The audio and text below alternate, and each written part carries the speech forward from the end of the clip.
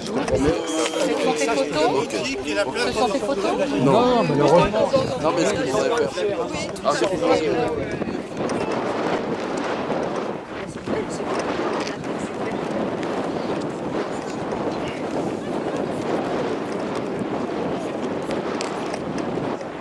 Bonjour, venez de loin? Il paraît qu'on vous accueille.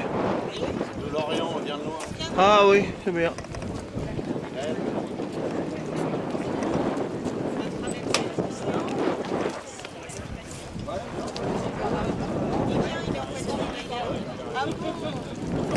C'est tous ces mêmes bateaux? Hein? C'est le même type? Non, pas du tout. Ah bon? Hein? Tous différents. Ah ouais. Ouais. Ah, j'ai mon flashage, regardez. Le plus gros, c'est un Chouette 120. Oui, Le bateau vert là-bas. oui. Il y a des petits G80 de l'autre côté. Ah d'accord. Vous venez faire une course? Ah oui. On arrive de Lorient. Ah oui. On fait juste Lorient était.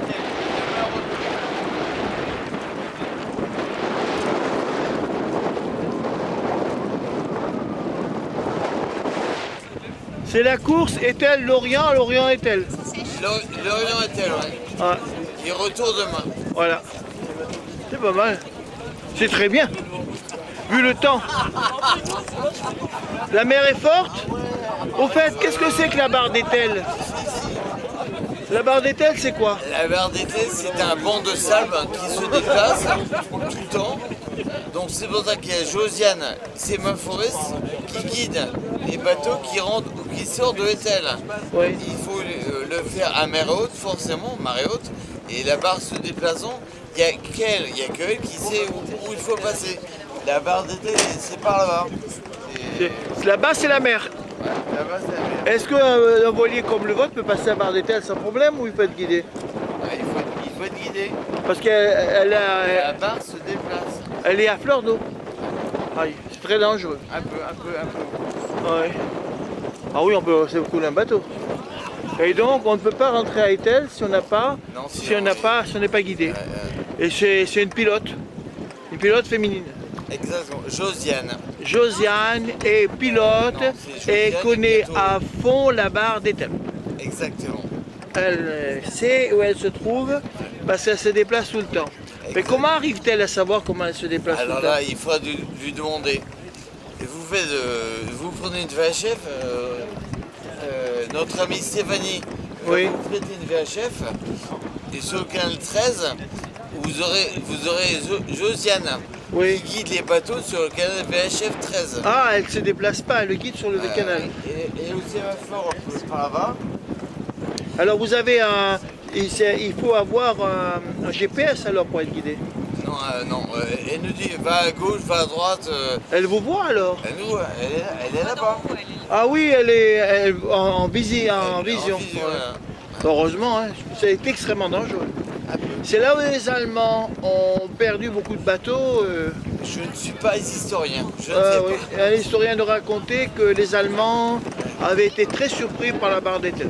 Ok. Mais ce banc de sable est dû par une rivière qui se jette. Il y a la rivière d'Etel ici, vous avez vu Ah oui. que- non. Il faudrait aller filmer une bouée. Oui. Là, on le bateau, là, il avance, il avance très peu. Oui.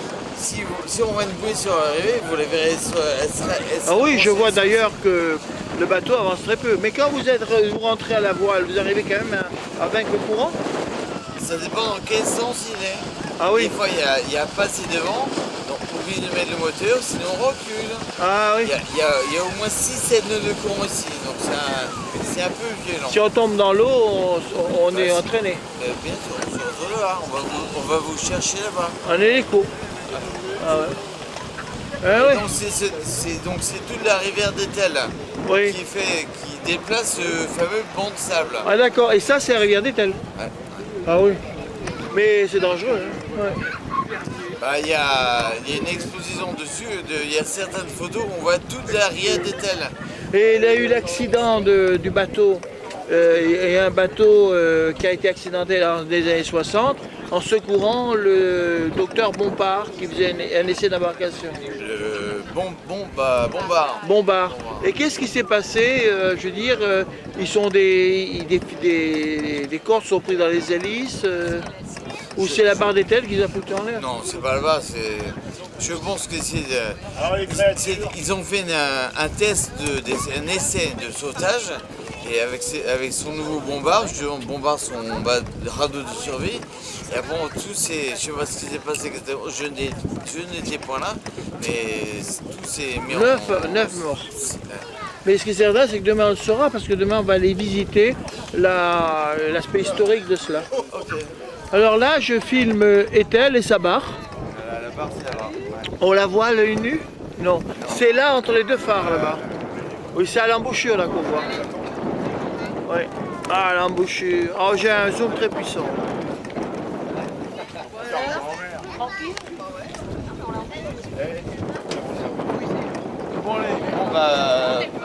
Bon courage, hein. Oui. Et attention au coup de barre, hein.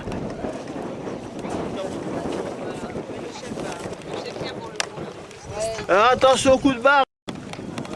Merci.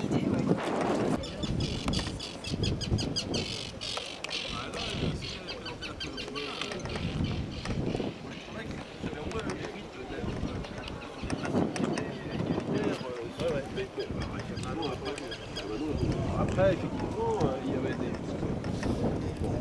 Est-ce que Jean-Maurice a pas... On a grandi avec l'Expo, il y a 2 triangles de plus. Ça, c'est la rivière d'Ethel. Qui débite énormément, hein, avec la barre d'Ethel, qui se trouve par là-bas. C'est une barre qui est à fleur d'eau, qui se déplace tout le temps, un banc de sable. Voilà.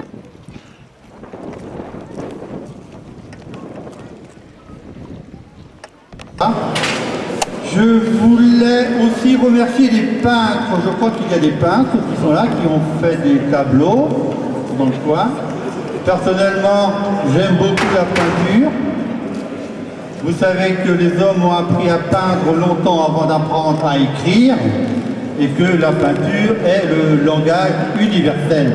On ne parle pas tous la même langue, mais quand on s'exprime par des dessins, tout le monde se comprend. Bien, et puis, je ne vais pas faire très long parce que je sais qu'ici on n'entend pas très bien. Nous avons aussi les poètes, la francophonie, et donc nous avons nos éminents d'excellence qui sont là. Je pense qu'on leur remettra des médailles tout à l'heure. Je remercie tous ceux qui participent, les peintres qui nous font ça pour la 4e année, c'est pas les mêmes, de toute façon, il y a toujours les mêmes photos. Et elles vont rester là tout l'été, donc vous aurez le loisir de les voir. Et puis avant de remettre aussi les prix pour la régate, je crois qu'on va remettre peut-être les médailles. Les médailles pour Monsieur Florent Bazan. Oui, voilà, on va remettre les médailles. Donc il y a eu un concours de poèmes. Alors évidemment, je ne suis pas un homme spécialement stressé, mais m'exprimer devant des professionnels de la poésie, je suis un peu intimidé. Docteur Emilia.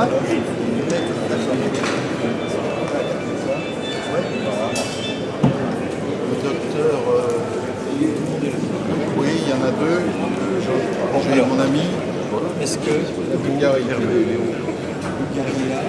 C'est bon. L'Arménie, monsieur Zakapar.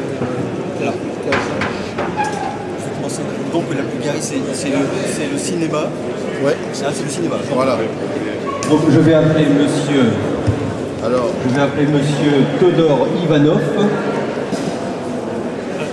Todor. Monsieur Todor Ivanov, qui est le directeur des musées bulgares.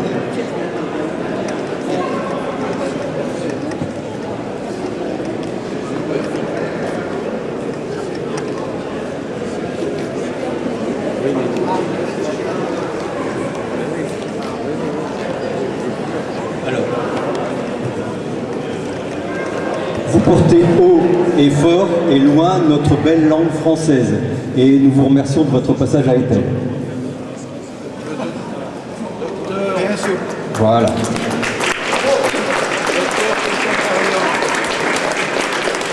Nous avons le docteur Ajop Zakarian, président de l'Académie internationale Sciences Harara, professeur agrégé au CHU de France.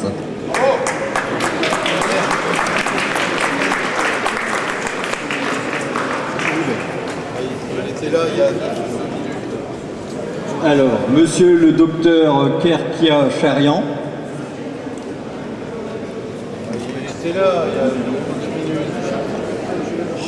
Personne ne bouge, nom de Dieu. On va le chercher. Le voilà.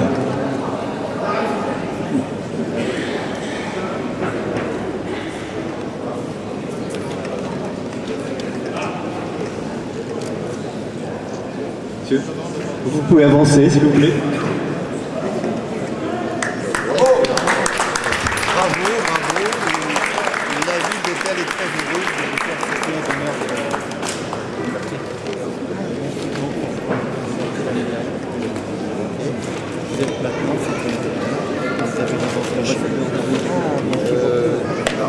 Voilà, et encore félicitations. Je suis honoré d'avoir. Vous êtes monsieur le maire. Monsieur le maire, Parce que j'ai l'ambassadeur de Vous la montrez? Montrez-la. Montrez-la. ne vous inquiétez pas, j'ai pas de carte avec moi. Je pourrais retrouver vos. Vous pouvez vous retrouver les coordonnées sur internet sans problème, la mairie d'Étel. Merci beaucoup. C'est un grand honneur. Si je peux. Ah ben voilà, monsieur. Monsieur, venez.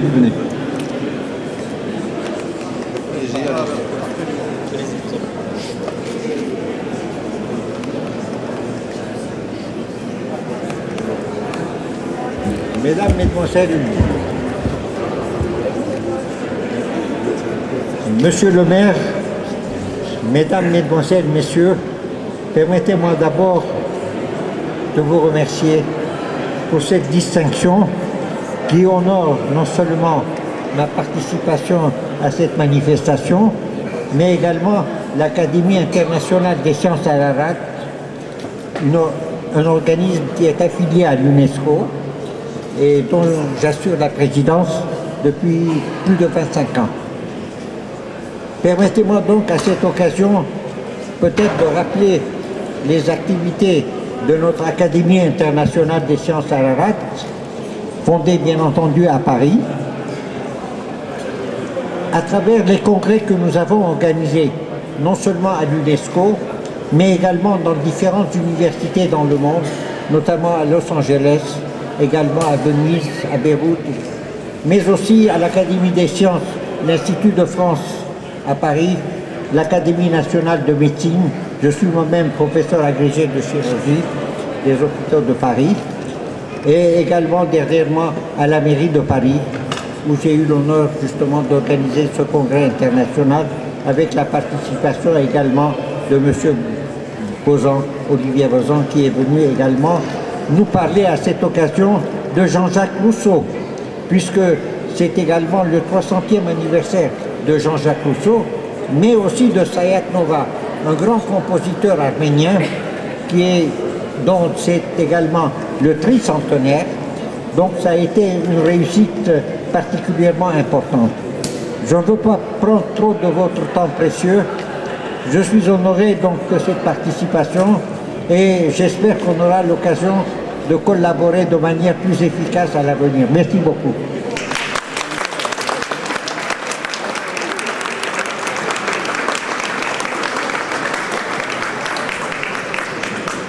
Voilà, on me prie d'excuser l'ambassadeur d'Albanie qui est sur la route actuellement et également monsieur Kamlien Nyong-Nixwong, ambassadeur du Laos, représentant de l'UNESCO, qui a passé sa journée à Etel complètement, mais qui a dû repartir également. Donc leur médaille leur sera remise ultérieurement. Voilà, merci. Monsieur le maire.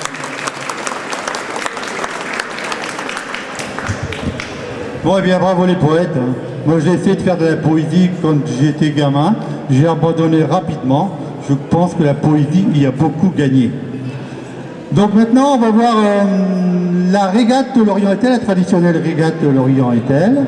Alors, je ne sais pas qui va nous parler de ça. Le président du club organisateur, je pense qu'il est pas loin. Bernard Boquet. Ok. Bon, il va nous présenter les participants, les résultats. Bon, on va y aller ensemble. Allez. Bonjour à tous. Donc on va essayer de faire court. Nous avions donc pour cette 26e édition de la Lorient-Etel 12 bateaux engagés. Et donc les bateaux sont allés très vite, ce qui ne nous a pas permis de faire l'arrivée dans la rivière comme c'était prévu. Et donc je vais donc citer les 3 premiers. Alors en 3e position, nous avons le J80 juste à suivre de la Marine Lorient.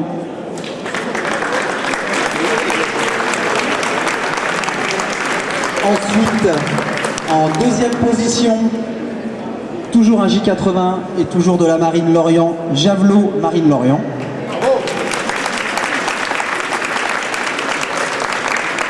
Et donc, en première position, il s'agit d'un petit bateau, Vulcan de Michel Godivier, du Centre nautique de Lorient. Michel ? Et donc, comme c'est la tradition, vous le savez, je pense, le vainqueur de la Lorient-Etel remporte donc pour une année cette magnifique maquette d'un tonnier. Pardon. Et je rappelle la règle, au bout de 3 courses, au bout de 3, au bout de 3 victoires, donc tu pourras la remporter. Donc encore 2 victoires et puis ce sera bon pour toi. Et effectivement, victoire à suivre.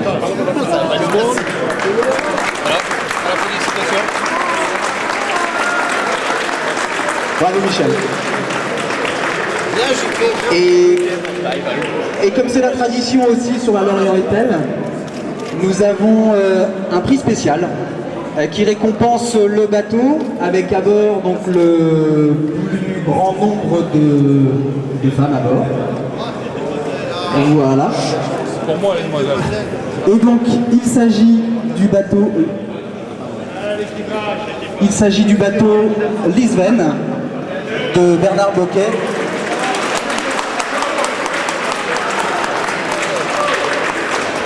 Alors, est-ce qu'il y a un représentant de l'équipage pour venir... Approchez, mesdemoiselles. Donc c'est Stéphanie qui va, au nom de l'équipage, Je profite de la vôtre. venir donc récupérer le bouquet. Sur ça combien Vous la remettez. Félicitations.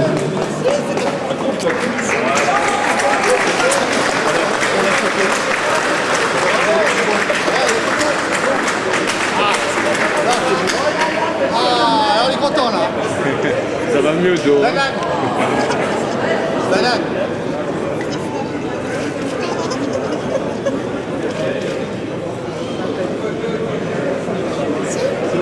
Et pour terminer, juste deux petites choses importantes. On remercie, comme tous les ans, la municipalité de la ville d'Etel de nous accueillir aussi chaleureusement. Et on remercie aussi donc, la sémaphoriste, en l'occurrence Josiane, qui était de car aujourd'hui et qui est toujours très agréable et nous permet de passer la barre dans de très bonnes conditions. Donc voilà, je vous souhaite à tous une très bonne soirée et puis à l'année prochaine.